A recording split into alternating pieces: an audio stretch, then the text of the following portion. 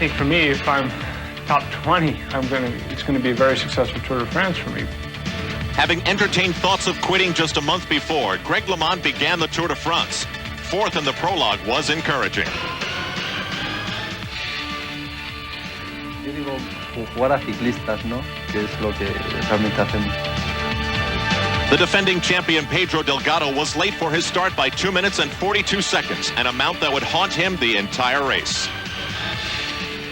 In stage 5, the Brittany coast scenery was powerful, and so was Delgado, who began his comeback charge, setting a tough time to beat in an individual time trial. LeMond, trailing the leader of the race, Acasio da Silva of Portugal, by 3 minutes and 28 seconds, took up the challenge. Laurent Fignon, who trailed by 2.5 minutes, joined the chase. The two are on the rain-slicked roads simultaneously. In the end, LeMond took the lead of the race, wearing the yellow jersey for the first time in 3 years. They were separated by 5 seconds and constantly rode side by side, but the Frenchman was becoming increasingly agitated by LeMond's lack of yellow jersey leadership as the Pyrenees drew near.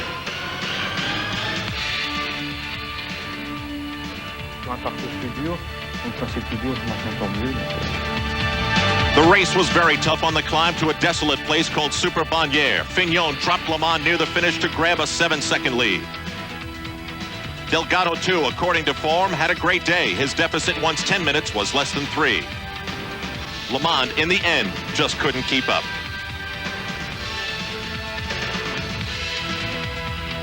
Fignon's comeback was now complete as well. In stage 13 near Marseille, Fignon tried to show what the leader should be doing, but his breakaway attempt was snuffed by the pack, which was led by LeMond. The aura of Fignon was damaged.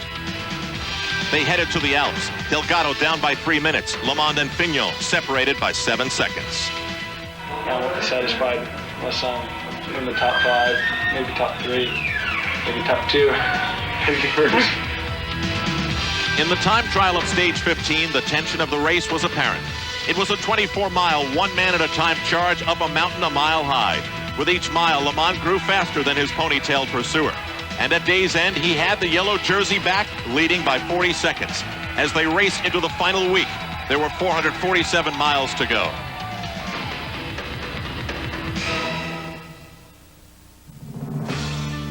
Following a day off, it was time for the Tour to head deep into the Alps, and they would do so by departing a place called Gap. The day off, though, was not appreciated by everyone. I wish we never had that rest day. Yeah. I hate rest day.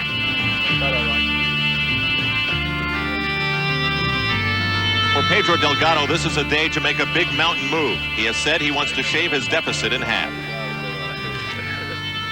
Andy Hampston's deficit has been growing, as is the strength of the doubts about his chances. Laurent Fignon begins what he hopes will be the effort which will allow him to regain the jersey.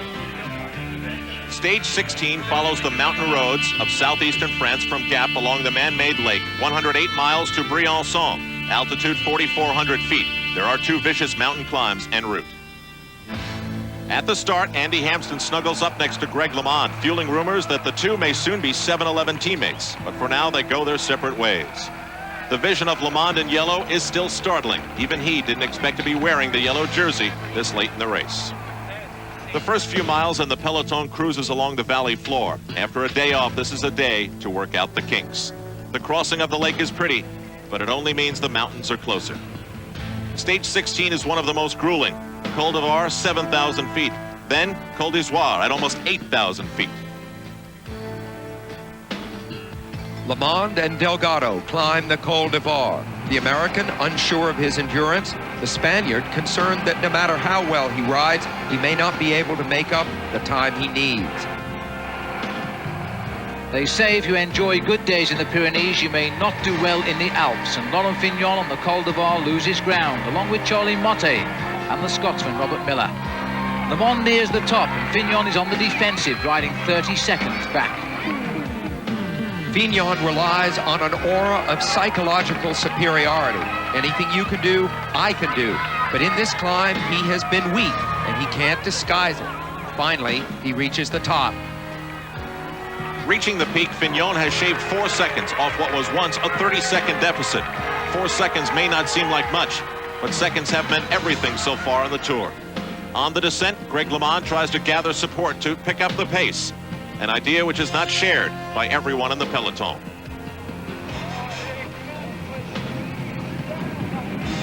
Fignon is a clever rider. Time lost on the way up can be regained on the way down. He's a fearless descender, and together with fellow Frenchman Charlie Motte, he chases the leaders at 60 miles an hour.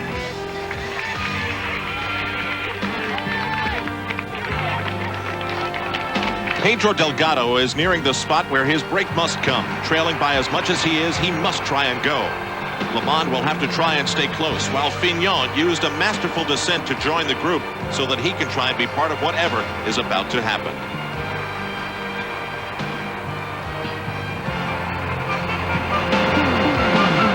Andy Hampsten losing time. A stomach virus has hit his team and weakened Andy at the exact moment in the race he had hoped to attack. Pascal Richard of Switzerland is 7 minutes in front of the leaders of the race. It is a break which is not a threat because he trails by so much.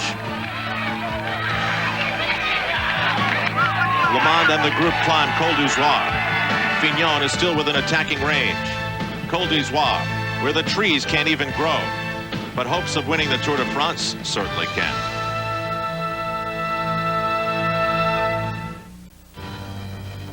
Col d'Izoire is regarded as the second toughest mountain in this year's Tour de France.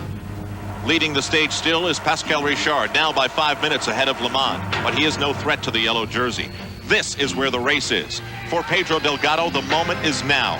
This is the break and the test. If he can get away, he can continue to chop away at his deficit. The break would be great.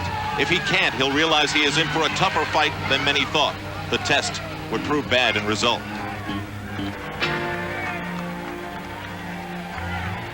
For a while, LeMond is 20 yards back, but is sending Delgado a message. As he stays right with Delgado, Pedro joins Fignon in having his powerful image turned back a notch on the peak of Col d'Izoire. This breakaway attempt has failed. And so for the second time today, Fignon struggles to hold the pace on a mountain. Alongside him, the Dutchman Steven Rook's second last year. So on the long, dangerous, twisting descent, Laurent Fignon has to try and catch back time.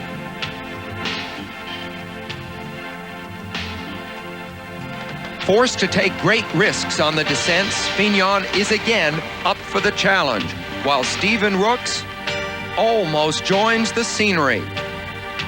Andy Hampsten, a long day gets longer. It is clear Pascal Richard will be the first to reach Briançon, but it won't change the overall race, for that is here. Greg LeMond, Pedro Delgado, and Laurent Fignon have consistently seen every moment as a chance to gain seconds on the other two. In this instance, Greg LeMond has tagged along with Charlie Motte, who's one of the best descent men in the business. 10 seconds back is Delgado. No Swiss rider has won this race since 1951. And the Swiss bad luck continued last year when Pascal Richard in his first Tour crashed and received a concussion.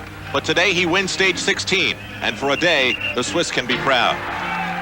Fignon has remained a challenger in this Tour today because he rides with his brains as well as his legs. He's lost time going up and gained it going down. The one mistake now he's made is this race today finishes going up. Greg LeMond races to the finish, just behind Charlie Motte and with Pedro Delgado. It is now clear that he will increase his lead over Laurent Fignon by ticks of the clock, which have proven precious to this point.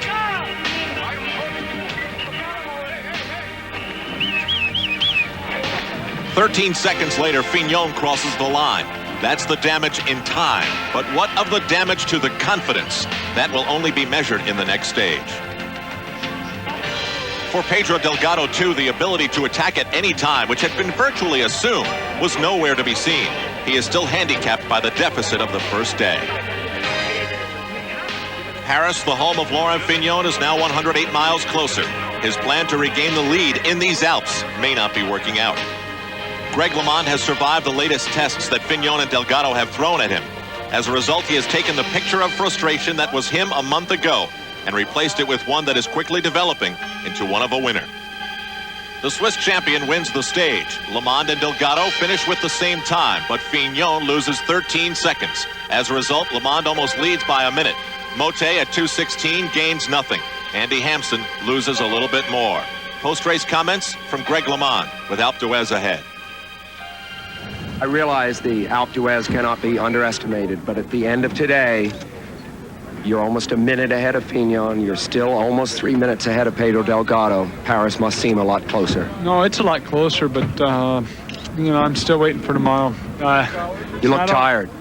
I'm tired. Yesterday was not a rest day. It was extremely stressful, and I think I woke up this morning more tired than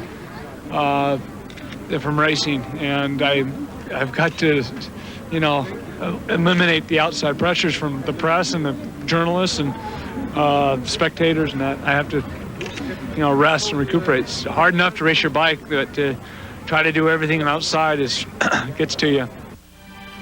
100 miles away, the cruel, twisting roads that lead to Alpe d'Huez are already lined with people. This is the site of stage 17 and a place which maybe has beaten more men than any other in the history of the Tour.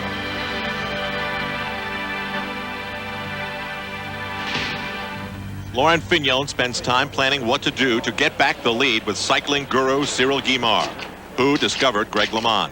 Guimard is smart. He hates to lose, which is a passion he shares with Fignon. They both wear red as they head to the hotel, and red may be the color that they are seeing.